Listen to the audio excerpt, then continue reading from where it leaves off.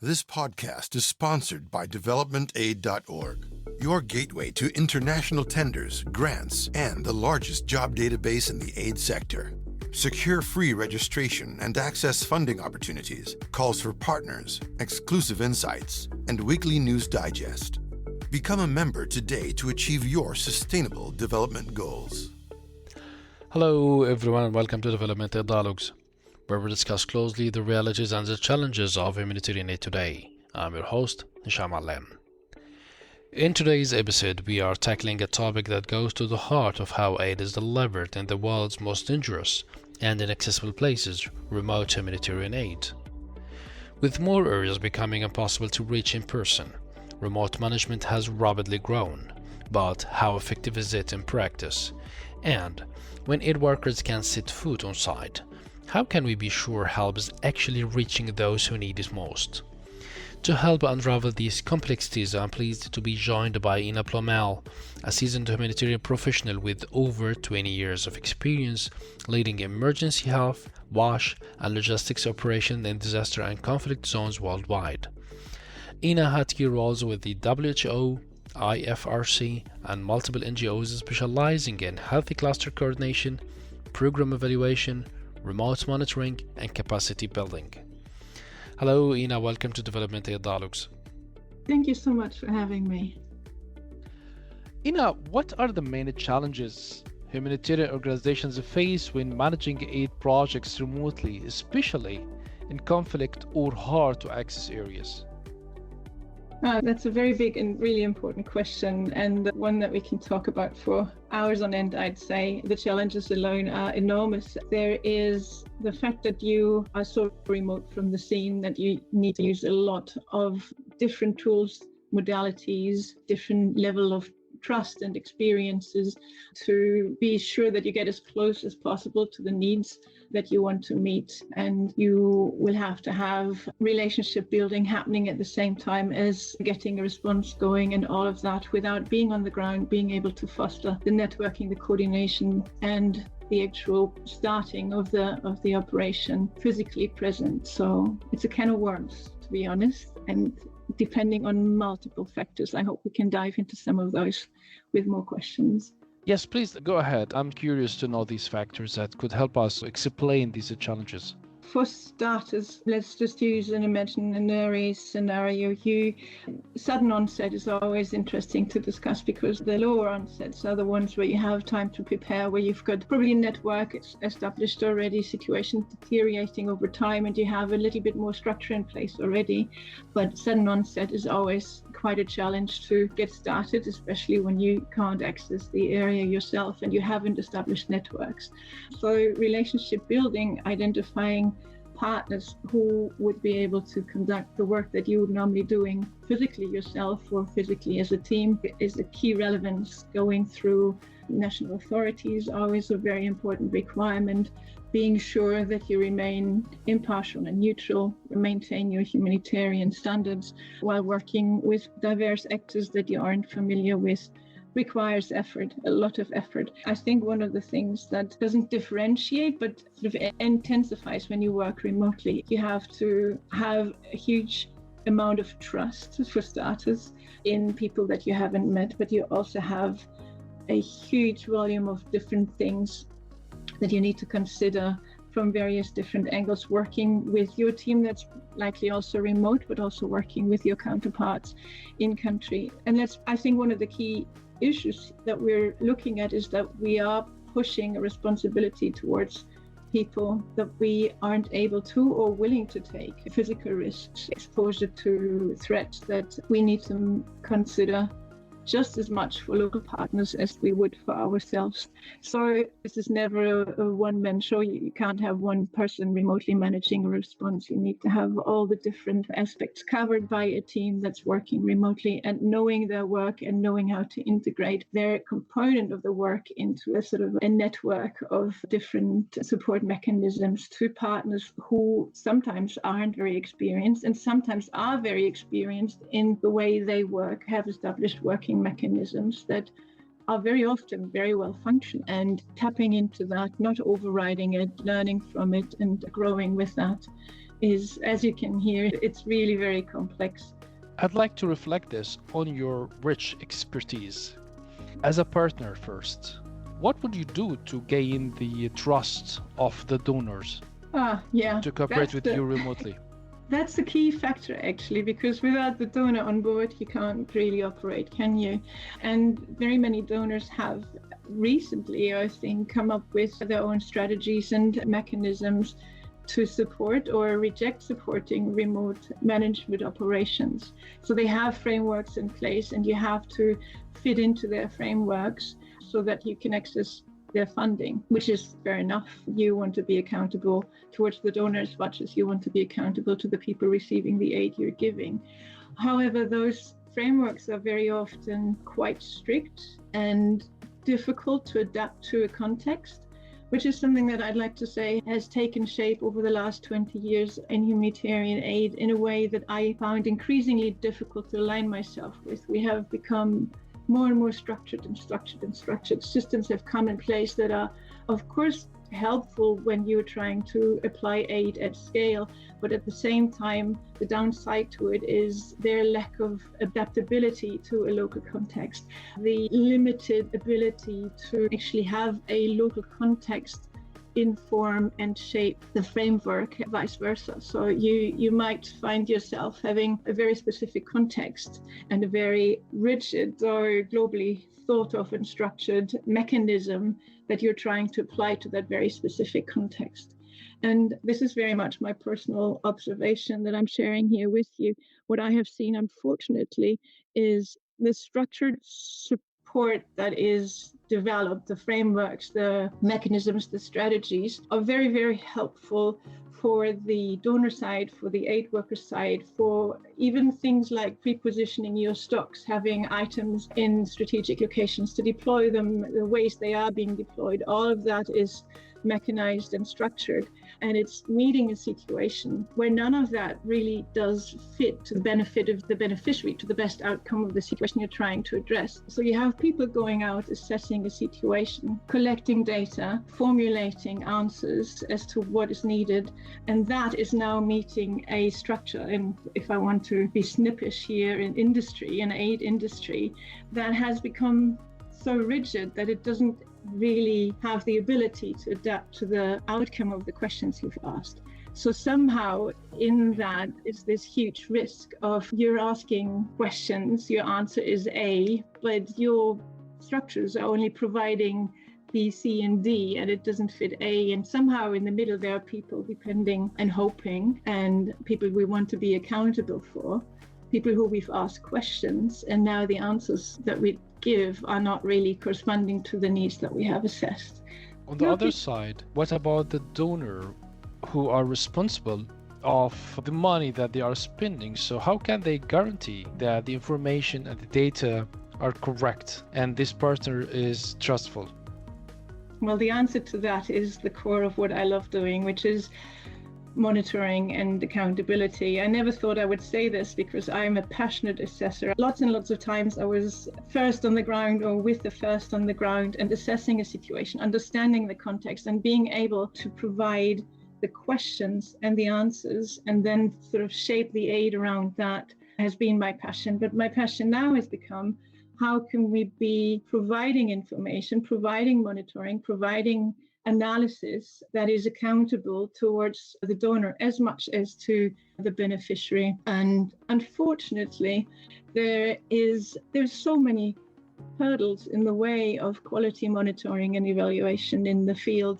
One of them, I think the one that I have witnessed most often, is really organization internal. It hasn't got anything to do with the context, but with the fact that teams are trying to get it right, really, really working very hard to get it right, still get it somewhat wrong, because there's nothing like a perfect response. It's never perfect. There's always challenges, there's always lessons to be identified and lessons to be learned.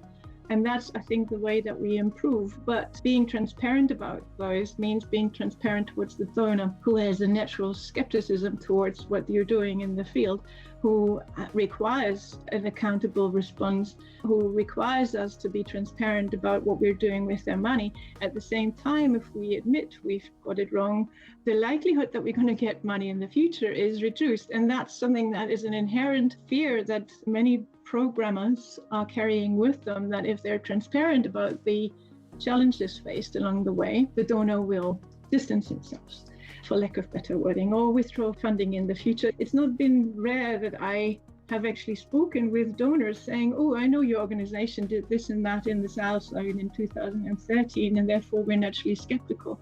So people carry this fear of being transparent about the hiccups, the challenges, the misuse, the misappropriation that took place along the way, all of which need to be, of course, limited to a minimum, but happen nevertheless. They keep us from being open and transparent with our donors. And if we turn away from the donors, which I know we shouldn't, but we also need to look at our accountability towards beneficiaries. The amount of times that I had challenges in my own teams, in my own organizations, in the operations I worked in, to set up quality feedback mechanisms to actually gather feedback from the beneficiaries to who we are as accountable as we are to the donors, so that we can capture what they perceive as going wrong, including you're not meeting my needs. It means reluctance, because it means we expose ourselves, we make ourselves vulnerable to criticism, and that often defines whether or not you're going to be successfully evaluated with your program and get money for the next round. So transparency is a major issue, I think, in the accountability that we have towards donors, and the fear of punishment if you get it wrong. So can we say that these are only the main risks come with relying on second-hand data? No, there's so much more. Sort of what I think the mainstream concerns about remote support is that there is misappropriation, that there is misuse of funding, that there's not the most efficient and effective implementation in the way that we perceive it as necessary.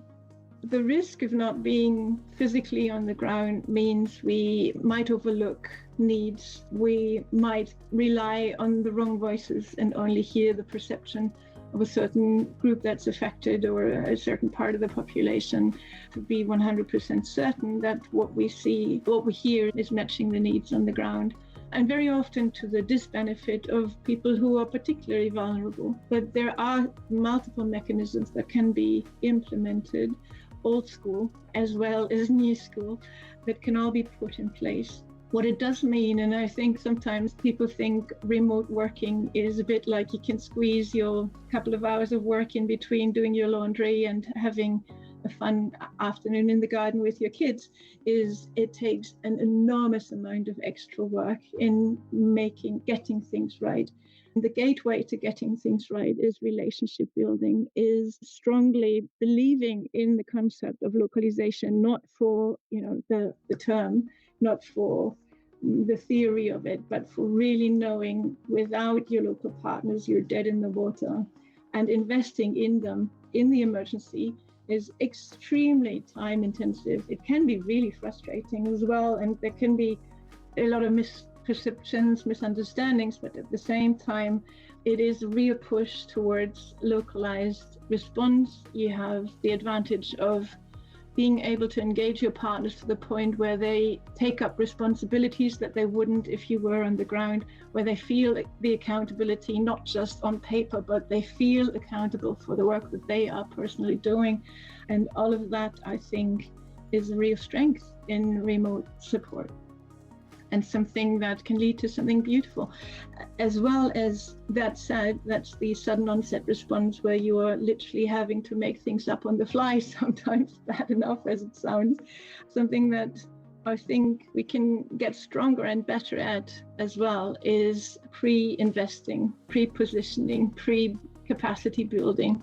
How do the current guidelines, such as those from the EU, fall short in defining and overseeing remote humanitarian aid? And also, what consequences does this have for monitoring, reporting, and accountability?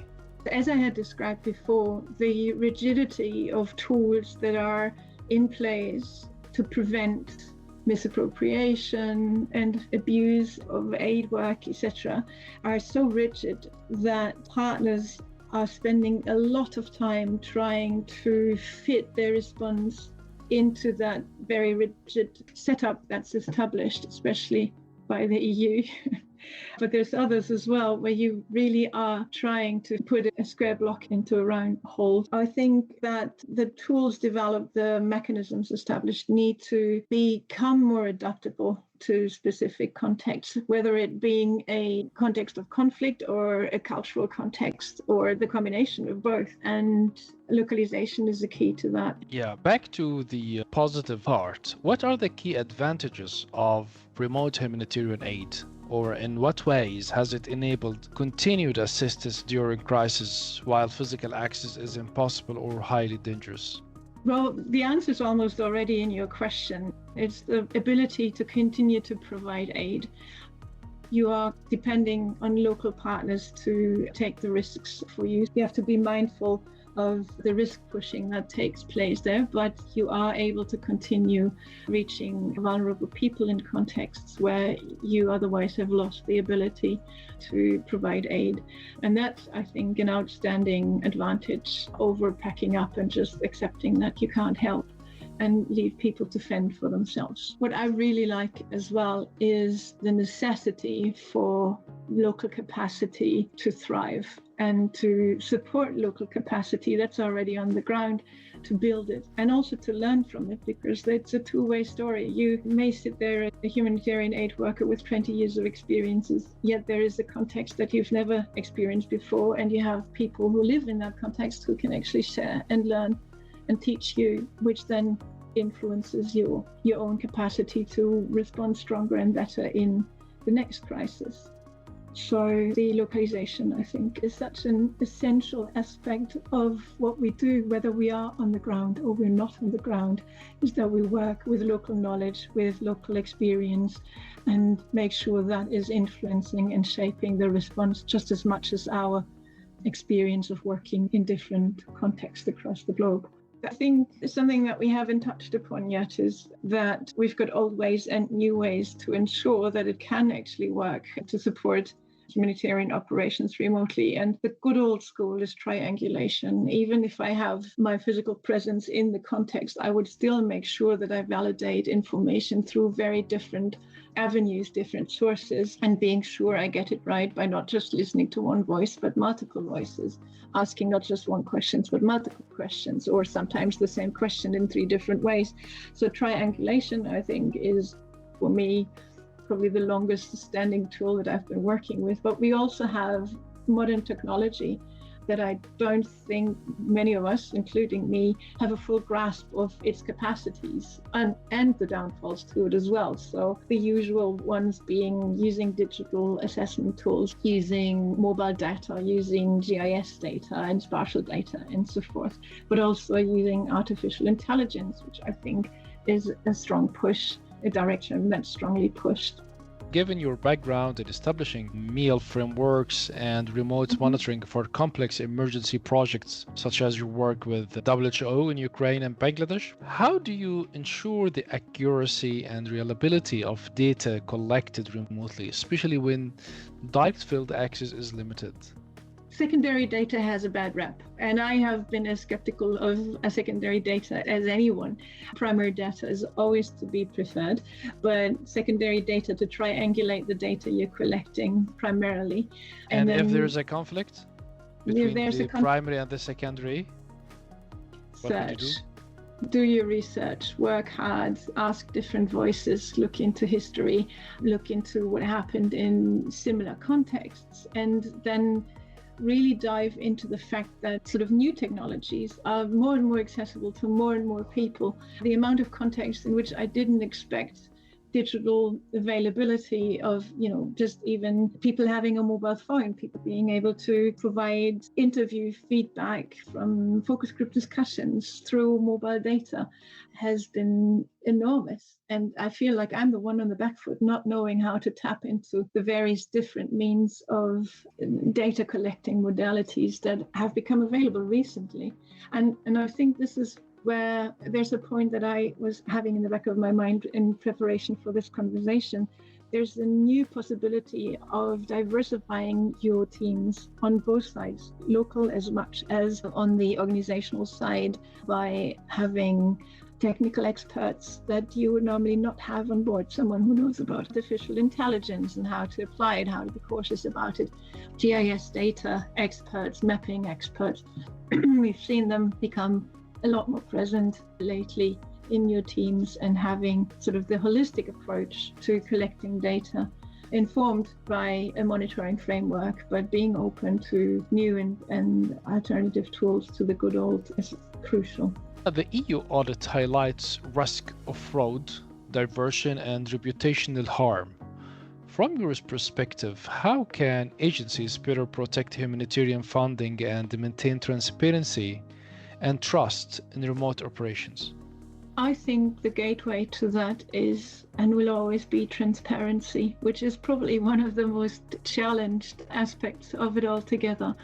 But as long as there's, even if it's just a perceived feeling of playing with your cards, with your deck hidden, you will always find skepticism on one side or the other. And to me, I've always operated on the principle of being transparent to the bone, including we have run into trouble, we have made a mistake, this is how we're trying to correct it. You're not just transparent for the sake of sharing your perceived failures, but working towards answers collectively, and that requires donors to be present and awake and interested and ideally on the ground and engaged, so that there's a clear and transparent understanding of what's going on, and not just a very rigid online system where you have to put your monitoring data in and hope that there's not a red light saying you've entered the data wrong.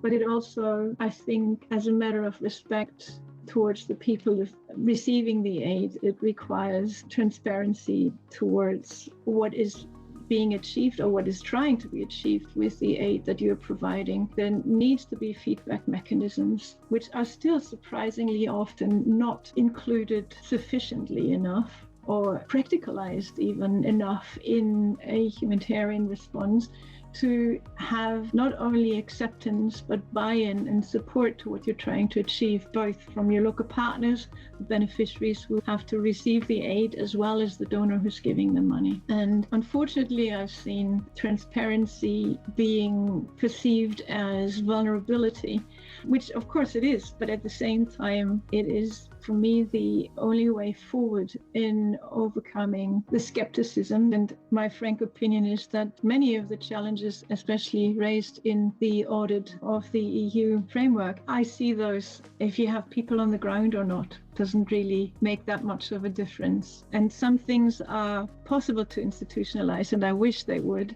Frameworks for transparency, for example, and the perception that being transparent doesn't mean making yourself vulnerable to punishment, but open to learning, moving forward jointly. So you are speaking about the strategy and the framework, and this could put the main principles, or we can say the strategy of the work, right? Yeah, that's my firm belief, and I feel like I'm swimming a little bit against the tide with that.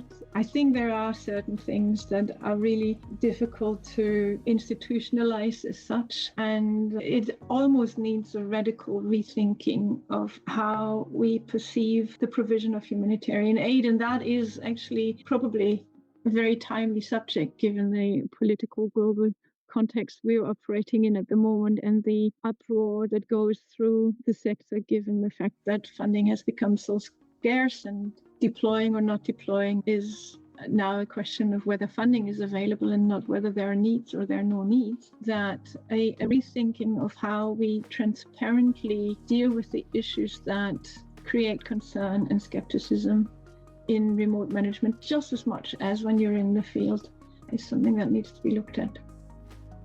With your leadership experience and coordinating multi-partner health responses remotely, including during the COVID-19 pandemic, what are the most effective strategies for maintaining a strong coordination and quality assurance across diverse actors working from distance? I've operated like this my entire life. It's basically the principle I try to live by, which is having trust. Building trust is one thing, and building trust is a huge amount of work sometimes. But How do you build trust? How do you build trust? It's interesting. I think the way I was able to experience the world is by being fairly passionate about what I do and hoping that compassion and passion for what I'm doing is inspiring to others who also give their ultimate best to achieve a common goal. And so we keep coming back to the question of vulnerability, but also skills and skill sets. Something that I find important is to approach people not with people, teams, organizations, not with looking at what they don't have, but looking at what they have. Look at what you bring to the table and not what you don't bring to the table. Very often you're thrown into something and you have to make something from it.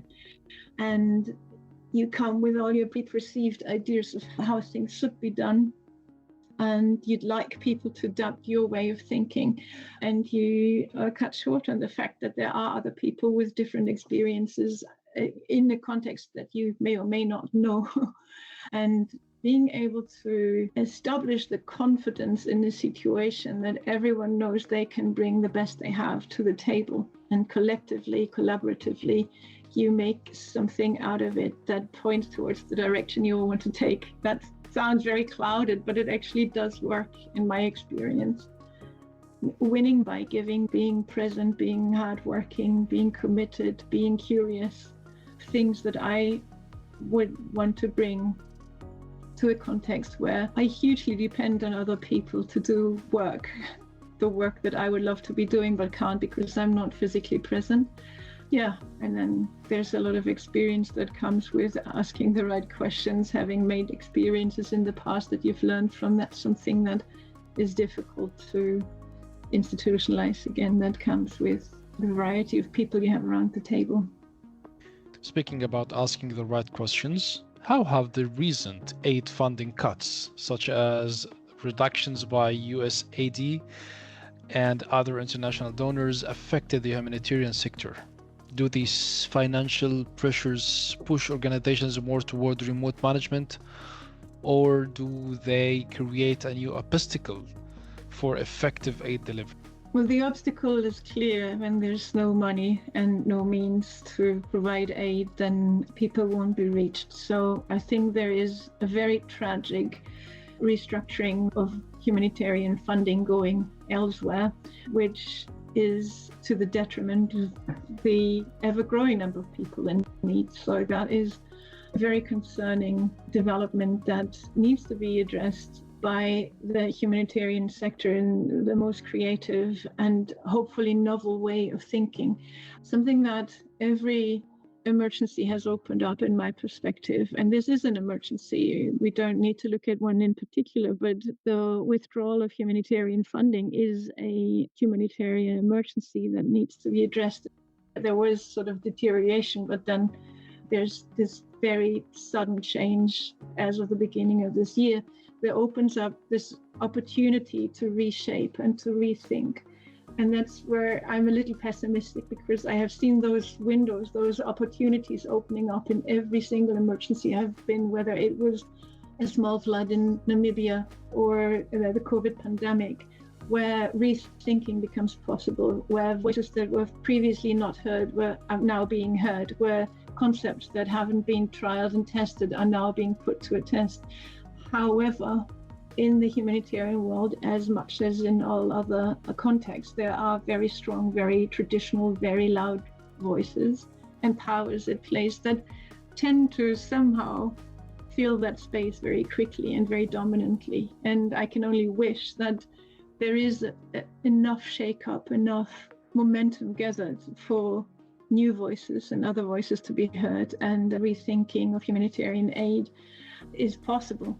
Something that I have seen, I was very fortunate to do a few analyses of projects and programs in the past where the actors weren't the traditional ones, were young and upcoming agencies, were the non-traditional humanitarian space fillers, so to say, new actors started to think. And there's been really great novel ideas which weren't able to come to the surface because there is the big old system in place that has become more and more filling the space and becoming rather rigid and not very adaptable and not very flexible. There's little wiggle rooms that have opened up in the past on small scales. If we could look at them, analyze them, and bring them more to scale without having the good old come back strong, that would be something I'd really like to see. I'm far from having the right answers here, but I have seen opportunities growing and developments happening that make me hopeful that something new will emerge, hopefully more inclusive. Can I actually add something onto this? I find really important. You know how we all speak of lessons learned as we do an evaluation, and then there's lessons learned and there's recommendations. I almost get this knee-jerk aggression when people tell me, but we've got lessons learned. And I think you need to actually prove that you have learned the lessons before you claim you have learned them. You've identified them fair and well in monitoring evaluation. Are your tools to identify lessons? Unless they are being implemented and put to the test, they're not learned. And it's something that had frustrated me for all my career, is that we identify things, small and large, and they are almost stuck in the container. They hardly ever make it outside of the organization, let alone into the sector, and let alone accessible in a way that people can actually take those lessons identified forward and put to good use on a larger scale. That again, to me, has a lot to do with some of those lessons not necessarily being positive but negative. The more so important that we learn from them, but they are kept sort of out of the limelight because that potentially makes the organization look bad, or the individuals involved, or the project itself, or the donor might be upset. But we really seem to struggle in the humanitarian sector to look at the cold stone truth, to be honest, which is the results of monitoring and evaluation and the learning process that we're all starting. And then we don't take the step forward to have we actually implemented those lessons? And then there's, out of that comes more learning. So we claim we learn, we tick the box. It's so often M&E is got this rep where we have to tick the box. It's necessary and it's daunting and people don't like it. It's so amazing how beautiful M&E can work, especially if you have it combined with the feedback mechanisms that make sure that people are heard, that are at the receiving end, and not just the donor is happy that you've ticked the box of having distributed something in a certain time frame. So M&E can be this exciting, exhilarating, project enhancing, and possibly future influencing aspect of a humanitarian response. And it regularly falls short of taking lessons forward to the point where they're actually learned and not just identified. Thank you, Ina, for your words. This is very impressive. And thank you to our listeners for joining us on this episode of Development Aid Dialogues.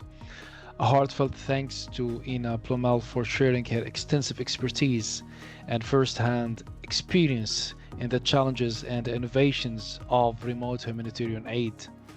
Today's conversation shed light on both the complexities and the critical importance of delivering aid in hard-to-reach areas, and the need for trust, coordination, and adaptability in an ever-changing landscape.